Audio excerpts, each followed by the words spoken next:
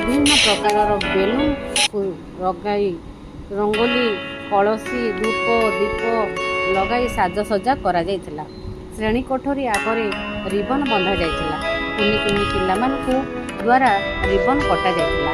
ମାନ୍ୟବର ମୁଖ୍ୟମନ୍ତ୍ରୀଙ୍କର ବାର୍ତ୍ତାକୁ ପଠନ କରାଯାଇଥିଲା। ଛାତ୍ରଛାତ୍ରୀମାନଙ୍କୁ ନୂତନ କିଟ୍ ପ୍ରଦାନ କରାଯାଇଥିଲା।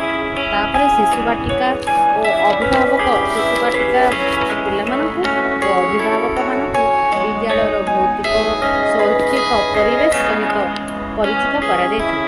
ସାକ୍ଷରତା ସଂଖ୍ୟାଜ୍ଞାନ ରୋଷେଇ ଘର ଶୌଚାଳୟ ପାଣି ପିଇବା ସ୍ଥାନ ରୋଷେଇ ଘର ରାନ୍ଧୁଣିଆମାନଙ୍କ ସହିତ ସେମାନଙ୍କର ପରିଚିତ କରାଇ ବିଭିନ୍ନ ଜାଗା ସେମାନଙ୍କୁ ଆମେ ବୁଲେଇ ଦେଖେଇଥିଲୁ। ଶପଥ ପାଠ ମଧ୍ୟ କରାଯାଇଥିଲା। ଶିଶୁ ବାଟିକା ପିଲାମାନଙ୍କର ଦ୍ୱିତୀୟ ଦିନରେ ପ୍ରାର୍ଥନା ସଭା କରାଯାଇ ସାକ୍ଷରତା କାର୍ଯ୍ୟକ୍ରମର ପରିଚିତ କରାଯାଇଥିଲା। ସୁନ୍ଦର ସୁନ୍ଦର ରଙ୍ଗୀନ ଚିତ୍ର କାର୍ଡ଼ ଦେଖାଯାଇଥିଲା ଓ ପଠନ କରାଯାଇଥିଲା। ଗଳ୍ପ କୁହାଯାଇଥିଲା।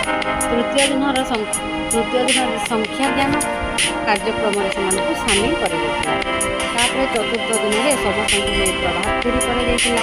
ଏମିତି 2020 ପରିଷ୍କାର ପରିଚ୍ଛନ୍ନତା ଶିଶୁ ବାଟିକା ସମ୍ବନ୍ଧୀୟ ବାର୍ତ୍ତା ଦିଆଯାଇଥିଲା।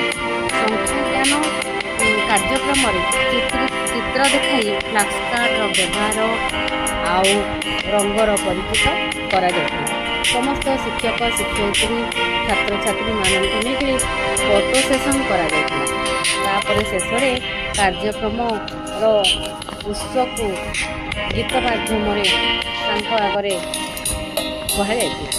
ତାପରେ ଆମେ ବିଭିନ୍ନ ପ୍ରକାର ସେଲ୍ଫି ଷ୍ଟିକ୍ NEP 2020 ଏବଂ ଅ ଆ କ ଖ ପଠନର ସେଲ୍ଫି ଷ୍ଟିକ୍ ମାଧ୍ୟମରେ ନୂତନ ଶିଶୁ ବାଟିକାର ପିଲାମାନଙ୍କୁ ସେଠି ଠିଆ କରାଇ ଆମେ ଫଟୋ ଉଠାଇ ନିଜେ ମଧ୍ୟ ଫଟୋ ଉଠାଇଥିଲୁ। ଏହିପରି ଭାବରେ ଆମ ବିଦ୍ୟାଳୟରେ ପ୍ରବେଶ ଉତ୍ସବ ଓ ଖଡ଼ିଛୁଆଁ କାର୍ଯ୍ୟକ୍ରମ ଅନୁଷ୍ଠିତ ହୋଇଯାଇଛି।